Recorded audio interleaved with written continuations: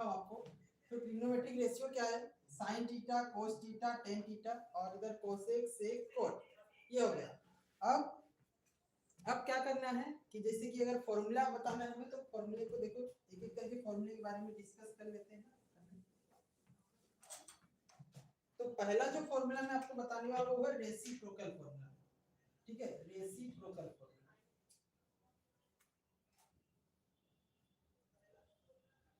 चलो reciprocal formula में देखो पहला जो है, अगर हम बात करें साइन थीटा, तो साइन थीटा जो होता है 1 अपॉन कोसेक होता है, ठीक है, 1 अपॉन कोसेक थीटा, ये हो गया पहला रेसिप्रोकल फॉर्मूला, ठीक है। दूसरी बात, अगर हम दूसरा फॉर्मूला जो है कोस थीटा, तो कोस थीटा का क्या हो जाएगा 1 अपॉन सेक थीटा, ये हो गया। फिर थर्ड है टेन थीटा, टेन थीटा का वैल्यू क्या हो जाएगा, आप लोग लिखते रहना, टेन थीटा का वैल्यू क्या हो जाएगा 1 अपॉन कॉट थीटा, ठीक है, ये हो गया फॉर्मूला 3। अब यहाँ पे देखो, अगर मैं इसको एग्जांपल से समझाता हूँ आपको कि कैसे किया जाएगा, आप लोग भी समझना जो ऑफलाइन में बैठे हो।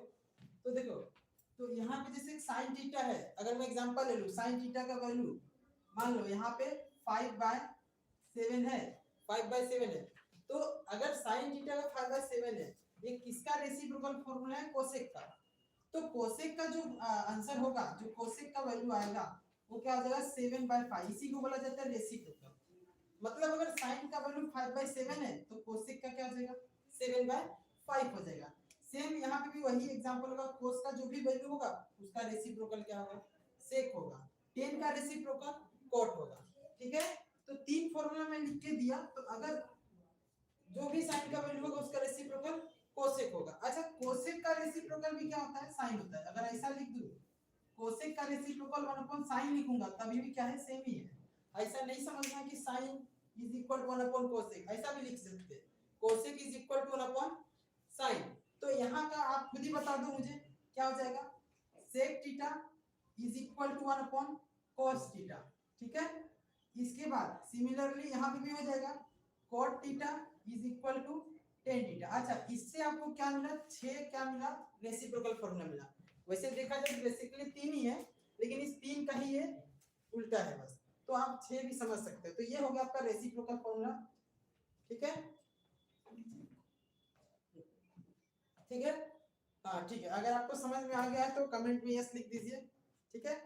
आगे बढ़ते हैं फिर।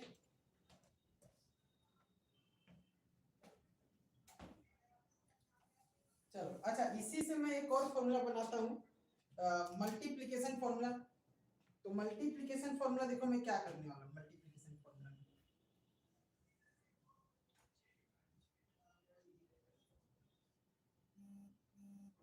देखो मल्टीप्लिकेशन फॉर्मूला में क्या करना है, जैसे कि ये जो रेसिप्रोकल है, मतलब अगर जो भी रेसिप्रोकल है, दो वैल्यू जो भी रेसिप्रोकल है उसको मल्टीप्लाई कर दोगे तो उसका क्या आ जाएगा, आंसर 1 हो जाएगा। जैसे रेसिप्रोकल में कौन कौन होता है, साइन और कोसेक, तो साइन और कोसेक को मल्टीप्लाई कर दोगे, साइन इंटू कोसेक क्या हो जाएगा 1 हो जाएगा, ठीक है। सेम उसी तरीके से और कौन सा रेसिप्रोकल, कोस और सेक है ना, ये दोनों को मल्टीप्लाई कर दो, कोस इंटू सेक क्या हो जाएगा 1 हो जाएगा। उसी तरीके सिमिलरली यहाँ पे टेन और कोट, टेन और कोट को मल्टीप्लाई करोगे तो आंसर क्या आएगा 1 आएगा। अच्छा, ये बहुत बड़ी बात नहीं है, बहुत इजी है, मैं यहीं से बता देता हूँ। ये इधर क्या हो रहा है, डिवाइड हो रहा है, इस साइड जाएगा तो क्या हो जाएगा, मल्टीप्लाई हो जाएगा, तो साइन और कोसेक हो जाएगा, और साइन और कोसेक मिलके क्या हो जाएंगे 1। सिमिलरली यहाँ पे क्या हो रहा है, डिवाइड हो रहा है, इस साइड जाएगा तो क्या हो जाएगा, मल्टीप्लाई हो जाएगा, तो सेक कोस इंटू सेक क्या हो जाएगा 1 हो जाएगा। सिमिलरली यहाँ पे कोट इधर जाएगा तो tan into cot is equal to 1 हो जाएगा। अगर हम बात करें किसी एग्जांपल में ऐसा लिखा रहूंगा कि अगर साइन 30 डिग्री दिया है और कोसेक 30 डिग्री दिया है, कोसेक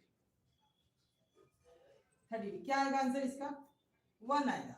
1 आएगा कैसे, क्योंकि मैंने क्या बोला, साइन और कोस दोनों रेसिप्रोकल होते हैं कि नहीं, रिलेट करो, साइन और कोसेक दोनों क्या होते हैं, रेसिप्रोकल होते हैं। तो साइन और कोसेक रेसिप्रोकल, और रेसिप्रोकल का मल्टीप्लाई करने पर आंसर क्या आता है 1 होता है कि नहीं।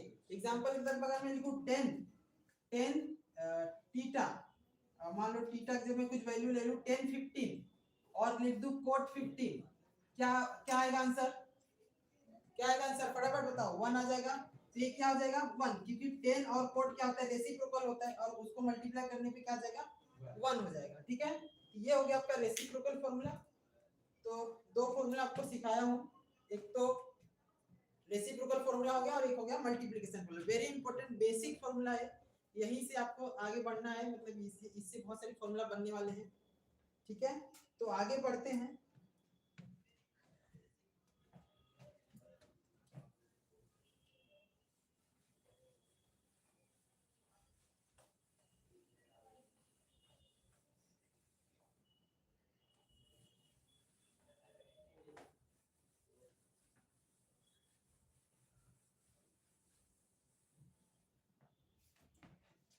देखो नेक्स्ट जो है ट्रिग्नोमेट्रिक फॉर्मूला। अच्छा, ट्रिग्नोमेट्रिक में क्या फॉर्मूला तो बता ही रहा हूँ, लेकिन इसमें क्या है ट्रायंगल फॉर्मूला बताऊंगा।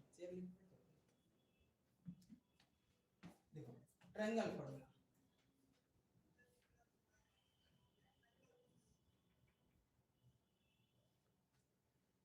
हाँ ट्रायंगल फॉर्मूला की बात कर लेते हैं। तो देखो क्या होने वाला है ट्रायंगल फॉर्मूला में, पहले एक ट्रायंगल बना लो। देखो ए बी सी। देखो एग्जांपल यहाँ पे आपको थोड़ा सा समझना है कि अगर ये चीजें आपको समझ में आए तो समझ लो कि आपका क्लास 10 का जो ट्रिग्नोमेट्री इजीली हो सकता है, क्योंकि इसमें बहुत सारे सम आने वाले हैं। तो क्या होगा, मान लो यहाँ पे किसी एक प्लेस पे आपको क्या मान लेना है, एंगल मान लेना है। एंगल मतलब थीटा। मान लो यहाँ पे मैंने मान लिया एक थीटा, तो अब इसके अकॉर्डिंग फॉर्मूला बनेगा। इसके अकॉर्डिंग क्या होगा, फॉर्मूला बनेगा। आपकी इच्छा है, आप यहाँ पे नहीं मानना चाहते, आप यहाँ थीटा मान लो, तो इसके अकॉर्डिंग फॉर्मूला बनेगा। मतलब जैसे ही आप थीटा जहां पे आप वैल्यू पुट करोगे थीटा, उसके अकॉर्डिंग आपका फॉर्मूला बनने वाला है ट्रायंगल फॉर्मूला। ठीक है, तो देखो कैसे बनेगा, आपको समझा देता हूं। जब यहाँ पे थीटा लिए, ठीक है, और यहाँ पे 90 है, तो आपको एक चीज मालूम होना चाहिए, 90 के सामने वाला साइड जो होता है हाइपोटेनस होता है। क्या होता है, हाइपोटेनस। तो ये 90 के सामने वाला साइड क्या हो गया, हाइपोटेनस हो गया। ठीक है, क्या हो गया, हाइपोटेनस हो गया। ओके, इसके बाद अगर हम यहाँ पे थीटा लिए, तो थीटा के अपोजिट में जो साइड होगा, जैसे थीटा है तो 90 के सामने हाइपोटेनस हो गया। अब दो साइड बच गया, एक तो ये एक तो ये। तो थीटा के जो अपोजिट होगा उसको बोला जाएगा अपोजिट साइड। क्या बोला जाएगा, अपोजिट साइड। अच्छा, इसी को बोला जाता है परपेंडिकुलर। इसी को क्या बोला जाता है, परपेंडिकुलर। अपोजिट साइड को ही क्या बोला जाएगा, परपेंडिकुलर साइड बोला जाएगा। क्या बोला जाएगा, अपोजिट साइड को ही परपेंडिकुलर साइड बोला जाएगा। और जो थीटा होगा, थीटा के जो थीटा इसके बाजू में जो साइड होगा उसका नाम होगा adjacent side. Adjacent side, and adjacent side को ही क्या बोला जाता है, बेस। ठीक है, एडजेसेंट साइड को क्या बोला जाएगा, बेस बोला जाएगा।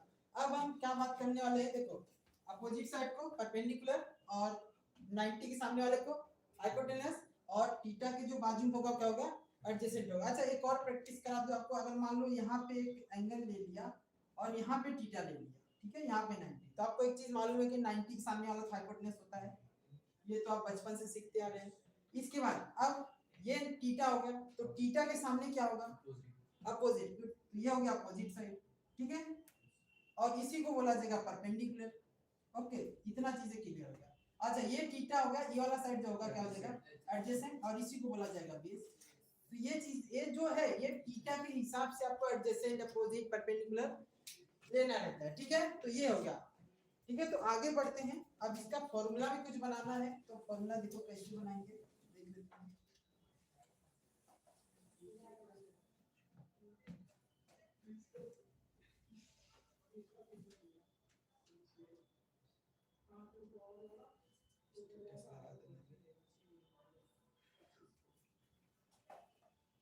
सबको समझ में आ रहा है? अगर आप लोगों को समझ में आ रहा है तो लाइक कर दीजिए फटाफट, और कुछ डाउट आ रहा है तो कमेंट पे बताइए, उसे मैं क्लियर करूंगा।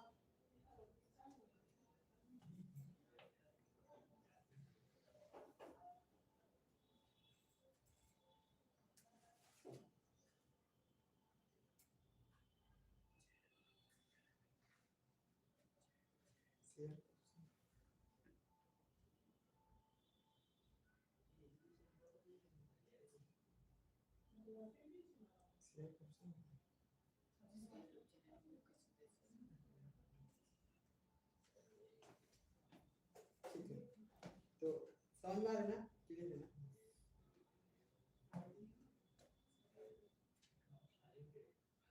शेयर का ऑप्शन नहीं आ रहा क्या? लाइक वाला बटन दबाओगे तो आएगा।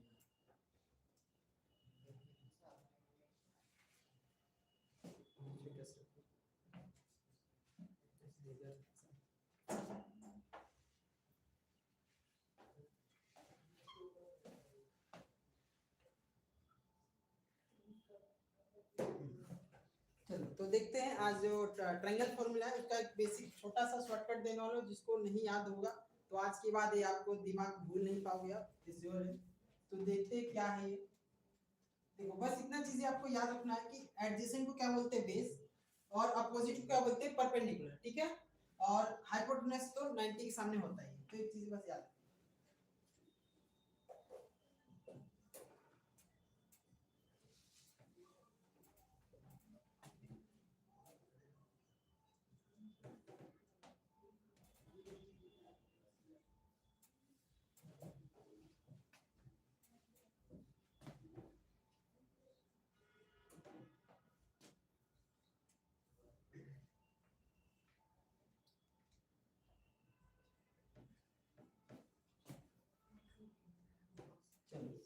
तो देखो ये शॉर्टकट जो है आपको इजीली बता देगा कि कैसे ट्रिग्नोमेट्री को आपको लर्न करना है। देखो ट्रायंगल फॉर्मूला होगा कैसे, ये याद रखो। ऐसा पहला वर्ड को कॉपी करो, क्या है इसको ऐसा याद रखो, पंडित बद्री प्रसाद हरी हरी बोल सोना चांदी तोड़, ठीक है।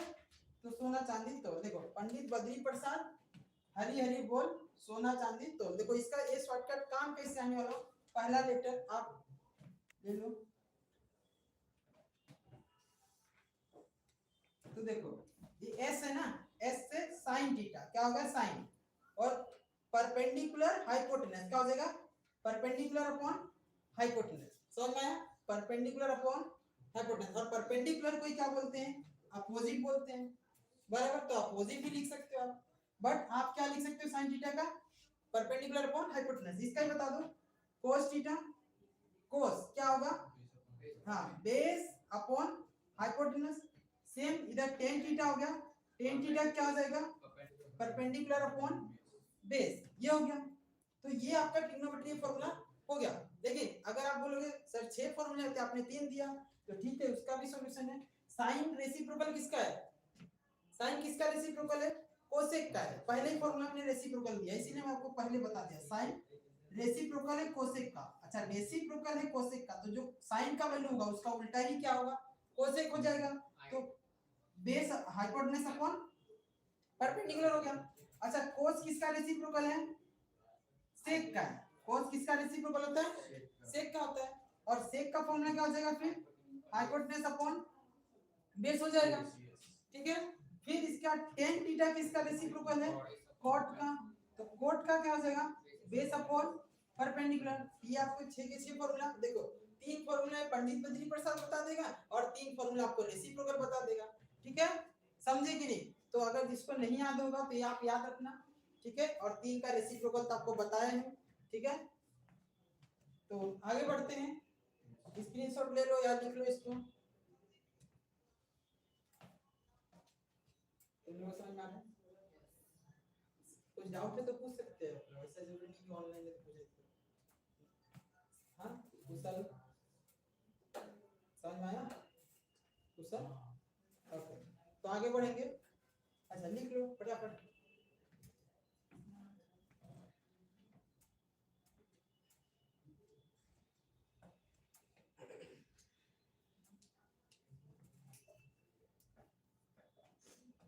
कोई डाउट मुझे पता नहीं लगी, ठीक तो देखो देखते हैं।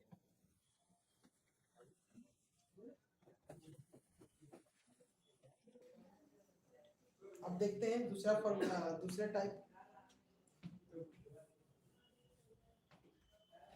चलो उससे पहले मैं आपको एक बता दूं कि एक क्वेश्चन देता हूं आपको, 1 मिनट दूंगा, 2 क्वेश्चन सॉल्व करके बता दीजिए। जैसे कि एक ट्रायंगल है, अब इस ट्रायंगल में आपको इधर दे दिया 3 और इधर दे दिया 4 और यहाँ पे 5 है, ए बी सी कर दिया, ठीक है। और आपसे पूछ लिया साइन थीटा कोस थीटा, ठीक है। फटाफट मुझे और एक और बता दो, कोसेक थीटा।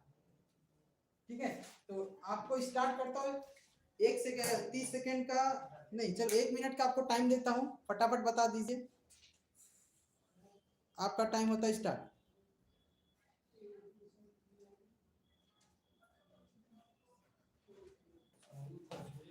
तो चलो साइन थीटा का वैल्यू देखो क्या आएगा यहाँ पे, क्या होता है परपेंडिकुलर अपॉन हाइपोटेनस होता है। तो परपेंडिकुलर वैल्यू क्या है, यहाँ पे मेरे को थीटा रखना पड़ेगा आपको। सबसे पहले अगर आपने थीटा यहाँ लिया होगा, कुछ लोगों ने थीटा यहाँ लिया होगा, तो आपका आंसर क्या आएगा इसके अकॉर्डिंग 3/5। ठीक है, अब कुछ लोगों ने थीटा यहाँ पे रखा होगा, तो उसका आंसर आएगा साइन थीटा का, क्योंकि जब थीटा यहाँ रखोगे तो परपेंडिकुलर यहाँ बनेगा, तो आपका आंसर आ जाएगा 4/3। अब डिपेंड करता है आपने थीटा यहाँ लिया है तो आपका आंसर ये आएगा, और आपने थीटा यहाँ लिया तो आपका आंसर ये आएगा। कितने लोगों ने राइट आंसर दिया है? ओके, तो देख लेते हैं किसका राइट आंसर है।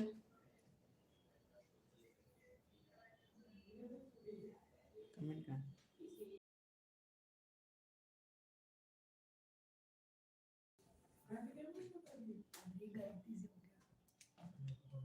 नेक्स्ट, अब आगे बढ़ेंगे। आप कुछ फॉर्मूला जो है आइडेंटिटीज देखो,